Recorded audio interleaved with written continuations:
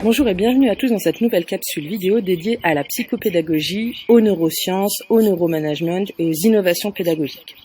Alors, je me présente, je suis Stéphanie Benlemselmi, ingénieure pédagogique, également chef d'entreprise, auteur de différents ouvrages spécialisés dans l'entrepreneuriat féminin et dans l'enseignement et la formation, également psychopédagogue.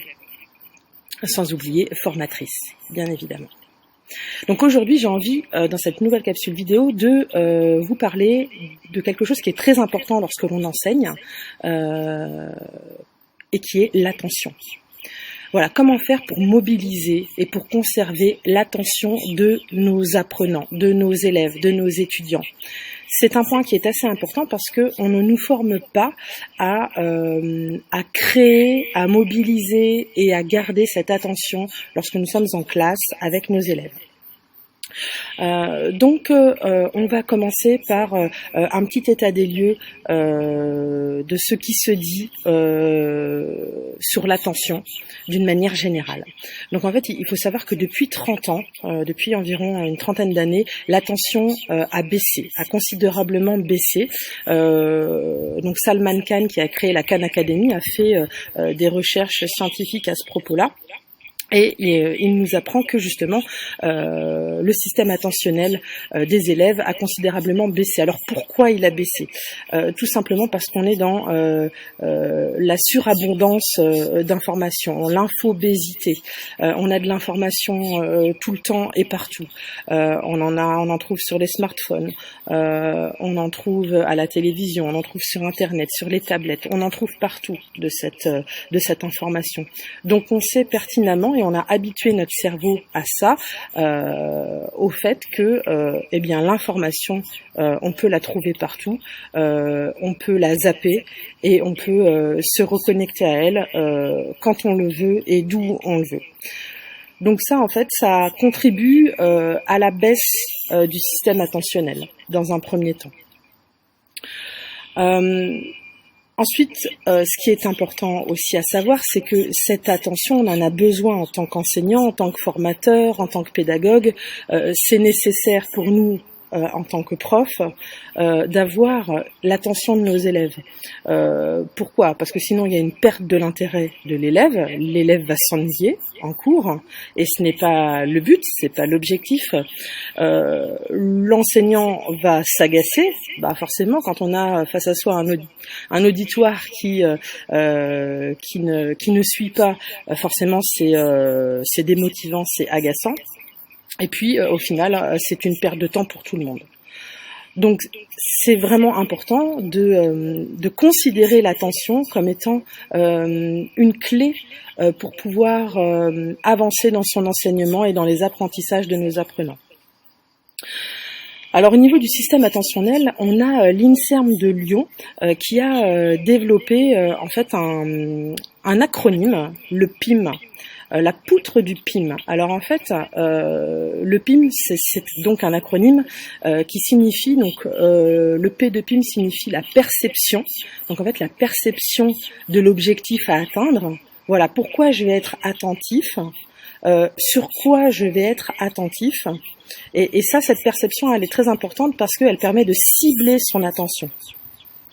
Donc tout d'abord, voilà, le P de PIM pour perception, le I pour intention, avoir la volonté de fixer son attention, avoir la volonté d'être attentif. Ça, c'est très important d'avoir la volonté d'avoir l'intention de faire quelque chose et de pouvoir l'exprimer, alors soit mentalement, soit verbalement, mais de pouvoir exprimer cette intention et cette volonté de faire les choses, parce que ça permet de se fixer sur quelque chose de bien particulier. Et puis le M de PIM pour les moyens d'action, les moyens d'agir. Donc comment je vais me permettre, comment je vais me faciliter les choses pour réussir à être attentif et à conserver cette attention. Donc les moyens d'action sont très importants. Et ce qui est d'autant plus important quand on est pédagogue, quand on est formateur, quand on est enseignant, c'est de pouvoir expliquer à nos apprenants cette poutre du PIM. C'est une poutre sur laquelle on marche et dont on peut tomber si justement on n'a pas la perception de cet objectif l'intention, donc la volonté d'aller au bout de cet objectif, et que l'on n'a pas listé nos moyens d'agir, nos moyens d'action pour aller au bout de cet objectif. Donc en tant que pédagogue, moi je vous invite à expliquer à vos apprenants, à vos élèves, à vos étudiants comment fonctionne leur système attentionnel avec cette visualisation finale d'une poutre sur laquelle on marche, avec cet acronyme du PIM. Ça va leur permettre en fait d'être acteurs encore plus de leur apprentissage parce qu'ils sauront comment fixer leur attention. Alors maintenant, pour faire un petit point sur les moyens d'action, les moyens d'agir, ça peut être, par exemple, je vais être attentif à partir du moment où l'enseignant m'informe que l'information qu'il est en train de me transmettre en classe est importante. Donc dans ce cas-là, c'est aussi à vous d'indiquer, attention là, ce que je vais vous raconter, c'est très important. Et à ce moment-là, eh bien, soit il va prendre un stylo, il va prendre des notes, il va faire un schéma, peut-être qu'il pourra enregistrer en audio ce que vous êtes en train de raconter. Bref, à vous de réfléchir aux moyens d'action possibles pour vos élèves pour pouvoir eh bien, mettre en œuvre leur propre poutre du PIM. Voilà.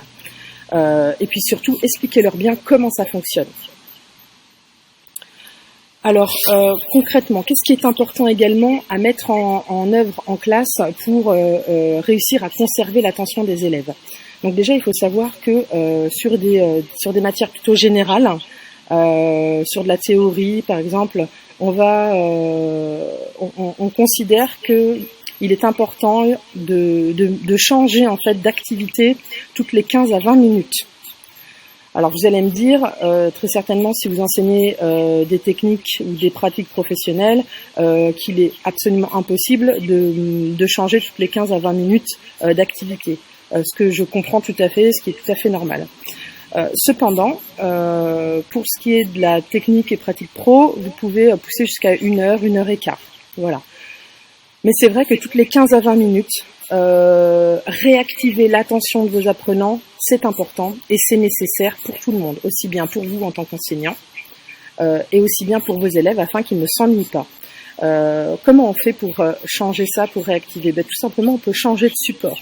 Imaginons que vous faites un cours magistral pendant 15 à 20 minutes. Ensuite, hop, vous leur mettez une vidéo. Puis vous leur présentez un support avec une projection PowerPoint tout précis, par exemple. Ou alors vous leur faites sortir leur smartphone pour faire une évaluation sur Socrative, pour ne citer que ce logiciel. Il y a une vidéo que j'avais faite précédemment concernant les différents moyens d'évaluation avec des outils innovants que je vous invite à aller voir. Qu'est-ce qu'on peut faire encore? On peut leur faire un travail individuel, ensuite les mettre en groupe. Bref, en fait, il s'agit de réactiver à chaque fois le système attentionnel de vos élèves en changeant et en modifiant les activités que vous leur proposez. Donc ça, c'est vraiment important parce qu'en fait, la concentration, elle est accrue puisque à chaque fois, hop, l'attention, quand on démarre une activité, elle est au taquet, puis ensuite, on va avoir une légère baisse. Et puis, bon, ça va être fluctuant, il va y avoir quelques petites remontées parce qu'à un moment donné, on se dit « Ah tiens, ça m'intéresse, ah tiens, je peux peut-être en avoir besoin », mais on ne sera jamais au plus haut niveau comme au départ. Donc, pour pouvoir avoir cette attention au taquet ou alors maximiser, dans ce cas-là, il faut toujours réactiver cette attention. Et réactiver ce système attentionnel en modifiant les choses, en changeant les activités, en les mettant en groupe, en individuel, en leur mettant de la musique, pas de musique, en les faisant travailler sur un support papier, pas de support papier, en allant dehors, etc. Donc après, à vous aussi d'imaginer ce que vous pouvez faire pour un même objectif pédagogique, ce que vous pouvez multiplier en termes d'activité. Donc ça, c'est vraiment important. Parce qu'après, au niveau des résultats, eh bien déjà, vous allez avoir moins d'ennuis en classe. Vos élèves, forcément, ils auront été, sollicités. Système attentionnel maximisé, optimisé, développé. On a une meilleure participation des élèves parce que forcément, ils ne s'ennuient pas ou moins, et ça, c'est très important. Et puis et donc forcément une meilleure assimilation des informations. Donc ça c'est important parce que le but d'un enseignement que l'on transmet, c'est que les informations soient assimilées. Si on arrive à casser l'ennui de l'élève, à le faire participer, eh bien forcément, il y aura un meilleur ancrage en mémoire des informations. Voilà, je vous invite à vous rendre sur mon site web www.stéphaniebenlemselmi.com ou alors à aller lire mes livres, le petit dernier, Devenez le prof idéal grâce au neuromanagement aux éditions Kawa, pour avoir plus de détails quant à tout ce que je vous raconte dans les capsules vidéo. Et puis vous pouvez également me contacter si vous avez des questions bien spécifiques, bien particulières sur vos techniques d'enseignement. Voilà, je vous souhaite un bel été et je vous dis à très bientôt pour une prochaine capsule vidéo.